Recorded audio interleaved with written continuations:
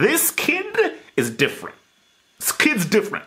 Football gods, if you're listening to me, please, please, please, please, please, I am begging you. I am begging you. Do not let this guy get injured again. Double H. Double H. Double H. Double H. Double H. Double H. I speak in facts. I speak in facts.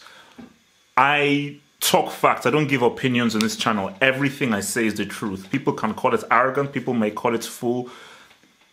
I could care less. It's 2019. I told you, I'm done with 2018. I'm on that 2019 psychosis. Jadon Sancho is England's most talented player. He is the golden boy. I couldn't give a damn about Harry. I mean, who the hell is Harry Kane? I really couldn't give a damn about Harry Kane. I could care less. This kid is insane. Because let me just put it in context. Sommer, for me, is one of the best keepers. Sommer, I think, could have put him in top 5 because people are sleeping on him because he plays for Monchengladbach and not really a big team in Bundesliga. But at the World Cup and so forth, people say, no, this is a quality keeper. And when Sancho had it at the corner there, I was like, whoa, what the hell?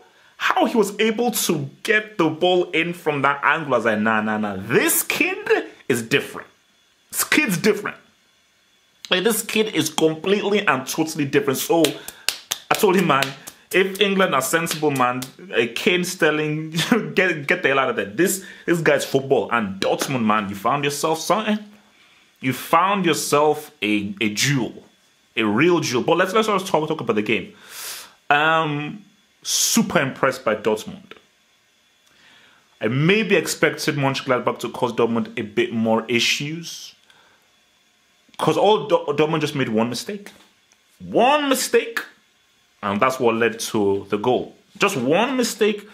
Even if it was like a bit of a mishap and a bit unfortunate, but still a defensive mistake, lack of concentration, lack of good positioning and awareness led Monchengladbach to get a goal. But apart from that mistake, Dortmund had amazing control of the game. Even when it was like down into injury time in the last few minutes of the game, I was just amazed by the kind and amount of control that Dortmund had. I told you, man.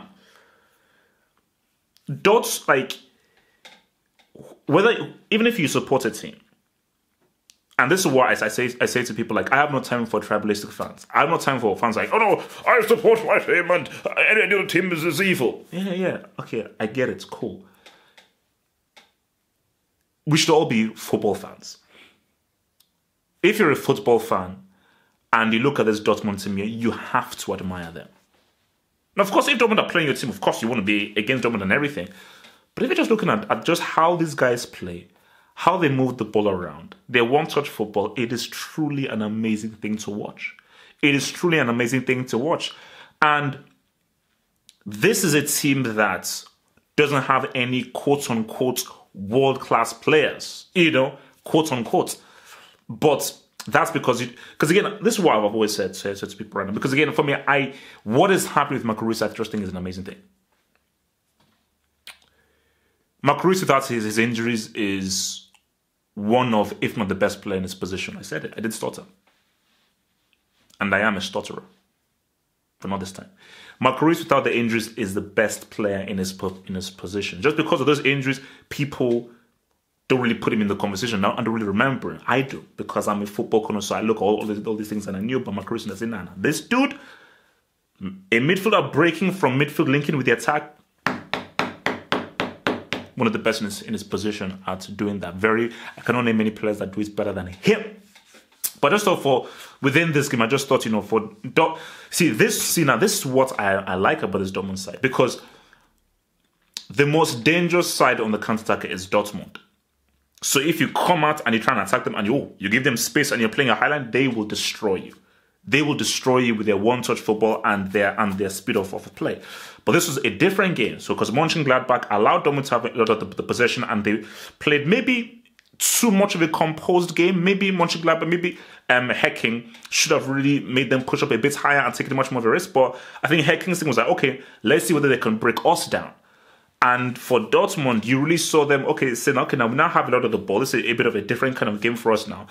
But you saw that Favre was able to get them to be methodical, to be composed, and be patient and walk the opening. But again, that Sancho goal, I'm sorry, that Sancho goal, man, bro. If you haven't seen the goal, watch the goal. Then you'll understand that when I talk like this, I'm not talking, because what this good is doing for Dortmund is crazy. Because remember, people will say, okay, it's the Bundesliga. How good is the Bundesliga? Who's it played? He's a teenager in a new country, in a new team, and it's still a top-tier league. And football is football. Football is football.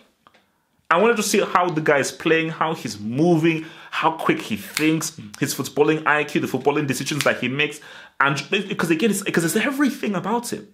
He can finish, he can pass, he can assist, he can hold the ball up, he can make the right decisions. He's aware of everything that's happening around him on the pitch. I mean, this is a teenager. Dude's a teenager. So if he keeps on improving, my God, how good could this guy be in 3 or 4 years? That's what's so exciting about this guy. You know, how good could he be if... Because again, the whole thing is like he could decline, he could level us. But the exciting thing about when you see a young player this good is same thing with Mbappe. That is why people are getting so hyped about Mbappe, because my God, a 19-year-old did that at the World Cup. If he keeps on improving, my God, what could he be at 25? Which is why we're going all so crazy about Ronaldo back in the day. Because, like, my gosh, Ronaldo at 21 in the 98th World Cup was doing that. You know, so we all saw what he did like 2-3 years after, you know, for Inter. So, and also, like that second year as well, man. Sancho again. Beautiful play. Open himself up. Use the space. Head up. Found Götze. Right pass. Götze. Nice. Ball over to Royce, and Royce, right place, right time. And because, this is what I said. I said, if Dortmund had dropped points, I'm done. If Dortmund had dropped points, I'm done. Give the shield to Bayern Munich. I'm done. No way. But they got the W. So now it puts the pressure back on Bayern Munich to try and get that clock, you know, against Frankfurt. Because again, no, so it's going to be this is going to be a damn good title race, because Bayern are not going to let it go easy. But I just think it was very interesting to see how Dortmund were going to react from Düsseldorf. Because again, I just thought that, okay, here we go. Lose to Düsseldorf. And again, remember, I thought this was going to be a draw. So I thought, okay, it's going to be... Especially when they considered it so quickly from going 1-0 up. I thought when they went 2-1 up, okay, man, I can see the 2-2 happening with like a few minutes to go. They held firm. So, Hakimi, bro. I wouldn't mention that boy, man. Because it's so crazy that when I first saw Hakimi, I thought he was a midfielder. Because he was so good on the ball, I thought he was a midfielder. Lo and behold, no, the guy's a left back. I mean, this, like, I think if he's still on Real Madrid's books, that guy needs to... Either Real Madrid needs to lock him down, or Dortmund needs to try and find a way to say, no, guys, chill.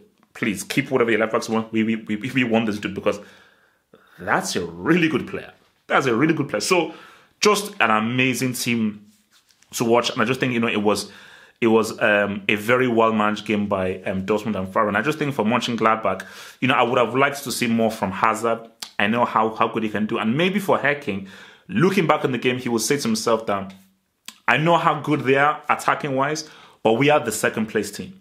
And as the second-place team, I feel that we should have perhaps been a bit more, not gung-ho, but a bit more attacking, a bit more adventurous, and just try to be a bit more risque against them. So, again, that's something that he may say to himself that, you know, maybe we missed something there. You know, perhaps we missed something there in how we could have approached the game, man. But I still think Bayern will win the league, because I can't bet against the team winning, and that's how I won the league those many times to not win it. But I do see a different Dortmund as opposed to when Tuchel took over and the last few seasons under Klopp. I just do see a team that's still a few defensive mishaps that you can still get them, but I just think that there's more defensive security than there was in Klopp's last few seasons.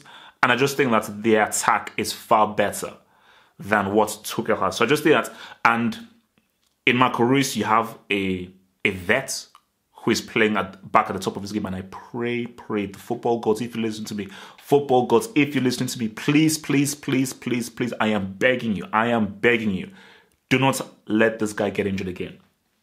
If he does, then life sucks. Life already sucks, but if Marco Reus gets another serious injury again that derails his career, that's evil. That's evil, because I just think that it is an amazing thing. Similar to, that's why it was so huge for me, which is why it was such a personal thing for me when Ronaldo, at the 2002 World Cup, was able to make that comeback, because of his injury, everybody thought he was done, and to be able to come back from his injury, that is why he solidified himself as a horseman. So for Reus, where everybody thought, man, so many injuries, he's done a level comeback, to come back as a captain and he's leading these guys. If anybody deserves a flipping trophy, this boy. So I just hope that this guy doesn't get injured. But just in Dortmund, in Sancho, whoo, I mean, because again, for me, I've always said that England could have had one of the best players of the generation in Joe Cole. They could have had one of the best players in the generation in Joe Cole. They didn't appreciate the time that they had. And I just hope for England, they appreciate the time that they have in Sancho. And they actually just say, no, we have a star here. Because look at what France did with Mbappe. France were like, no, we've got a star here in Mbappe. We're going to understand that. So, and that's what Kane, Sterling, they all have their roles. They're all really good players. Kane, Sterling, all quality players. This kid is magic. Because the kind of magic that this guy has is not, like, Kane doesn't have magic. Sterling doesn't have magic. This guy, Sancho, that's just, there's a magic and an electricity that he has, and it's very rare. Not every player has that. Not every player has that magic. And for me, I'm a guy that looks for magic. Those players who are just special. It's just those that have just been sprinkled with some pixie dust. It's rare, and I think Sancho has been sprinkled with Tinkerbell's pixie dust, man. So yeah, man, Bundesliga is going to be exciting, but Bayern, man, to slay the beast, man, you're going to have to be good. But well done for Dortmund for the 2-1 win. Peace out. Thanks for watching the video. Now think about becoming a Football Hot patron by pledging an amount each month and then gain access to exclusive content only on the Football Hot patron page. Peace. Head over to the official site at halffootballhot.com or just click over here.